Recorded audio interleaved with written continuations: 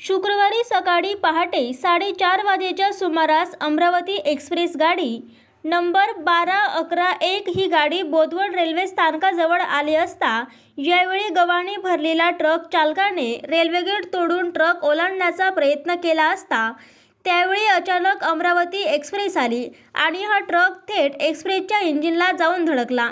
या घटनेमध्ये कुठलीही जीवितहानी झालेली नाही, मात्र अपघातानंतर ट्रक चालक ट्रक जागेवर सोडूनच फरार झाला।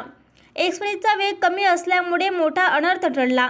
अपघात एवढा भीषण होता की ट्रकचा पुढील भागाचा चुराडा झाला।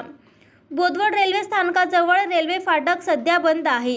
या ठिकाणी नवीन पूल बांधण्यात आला आहे, मात्र या नवीन पुलाबद्दल स्थानिकांमध्ये जनजागृती झालेली नाही। शुक्रवारी सकाळी गहू भरलेल्या ट्रकच्या चालकाने रेल्वे रूळ ओलांडण्याचा प्रयत्न केला, त्यावेळी हा अपघात घडला। अपघात घडल्यामुळे काही तास रेल्वे वाहतूक विस्कळीत झाली होती।